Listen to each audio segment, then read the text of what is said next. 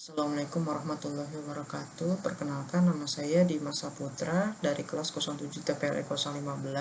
Di sini saya ingin memaparkan tentang tugas kewirausahaan, yaitu proposal bisnis. Saya memilih frozen food untuk menjadi usaha saya, yaitu namanya Mase Frozen Food. Kita lanjut ke profilnya. Mase Frozen Food adalah salah satu e-commerce yang bergerak di bidang food and beverage, menjual berbagai macam bahan makanan cepat saji atau frozen food. Berdiri sejak tahun 2020, Mase Frozen Food bertujuan agar para konsumen dapat menyiapkan makanan dengan lebih praktis dan lebih efisien. Yang pertama, tipe dari frozen food ini yaitu makanan cepat saji. Dan kedua, ada visinya yang selalu meningkatkan kepuasan pelayanan kepada konsumen. Dan yang ketiga, misinya tumbuh dan berkembang dengan sistem yang baik. Selanjutnya, membuka cabang yang baru agar lebih berkembang perusahaannya. Dan yang keempat, ada target pasar. Target pasarnya itu ada anak-anak, wanita, dan pria dewasa, ya untuk semua kalangan umur. Dan yang kelima, ada strategi konten dan medianya itu menggunakan digital marketing. Dan selanjutnya ini ada tampilan e-commerce-nya kurang lebih seperti ini.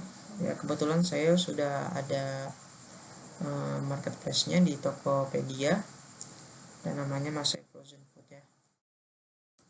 Selanjutnya ini contoh gambar produknya, ada rujak cireng, kentang fiesta, nugget cam. Nah, kayak rujak cireng ini banyak digemari karena rasanya yang enak dan dipadukan dengan sambal yang nikmat. Dan untuk kentang fiesta cocok untuk dijadikan makanan cemilan, serta nugget cam sangat pas dijadikan menu makanan yang instan. Nah, untuk analisa SWOT-nya itu, untuk strength, frozen food ini makanan bisa tahan lama selama disimpan dengan baik di kulkas. Yang kedua, memudahkan konsumen dalam mengolah karena biasanya hanya cukup digoreng. Dan ketiga, memiliki banyak jenis makanan seperti kentang, nugget, dimsum, cireng, dan masih banyak lagi. Untuk weakness-nya, kalau nggak disimpan dengan baik akan mudah rusak dan tidak tahan lama.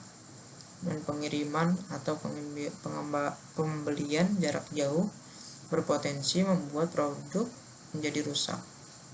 Opportunities-nya banyak dicari, terutama oleh konsumen yang nggak bisa masak. Dan yang kedua, pengolahan yang praktis membuat konsumen yang menghemat waktu menjadi terbantu. Dan untuk trade-nya, kini banyak kompetitor yang juga menawarkan berbagai macam frozen food. Dan yang kedua, banyak makanan tiruan dengan kualitas di bawahnya, mematok harga lebih murah. Nah, selanjutnya saya menjelaskan di BMC-nya. Untuk key partnernya itu ada supplier atau agen, penjual di pasar tradisional, GoSend atau GrabSend. Yang keempat, ada marketplace. Untuk key activities-nya itu promosi melalui semua sosial media yang dimiliki, Instagram, Facebook, TikTok, Twitter, WhatsApp, dan lain sebagainya. Kedua, produksi beberapa produk homemade seperti mozzarella stick, brulbaum, dan yang lain-lain. Yang ketiga, penjualan dilakukan secara online maupun offline. Untuk value proposition-nya, yang pertama, pilihan produk dengan rasa yang enak berkualitas baik. Yang kedua, harga terjangkau. Tiga, efisiensi waktu. Empat, banyak varian produk. Dan untuk customer relationship-nya, satu itu diskon, dan kedua giveaway, tiga paket hemat. Customer segmentnya ada anak-anak, mahasiswa atau mahasiswi, ibu rumah tangga, dan pria dewasa atau wanita dewasa.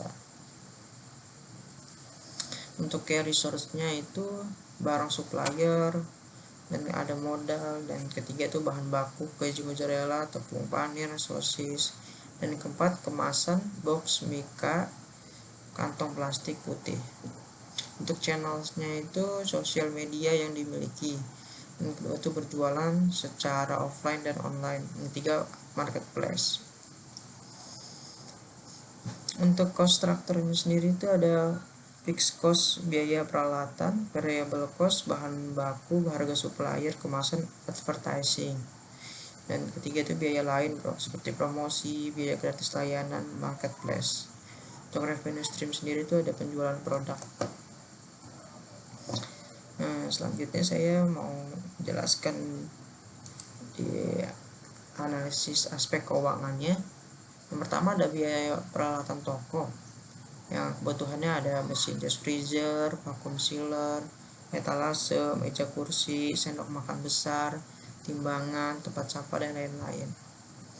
Ya, kayak mesin jas freezer ini membutuhkan 3 barang, kurang lebih memakan biaya sekitar Rp5.300.000, dan ada vacuum sealernya itu membutuhkan 1 seharga Rp490.000, etalase 1 memakan biaya Rp1.200.000, dan ada meja kursi membutuhkan 5, itu sekitar Rp710.000, sendok makan besar ada 2 sekitar Rp40.000, timbangan 1 sekitar Rp200.000, tempat sampah 1 sekitar Rp60.000, dan biaya lain-lainnya sekitar Rp500.000.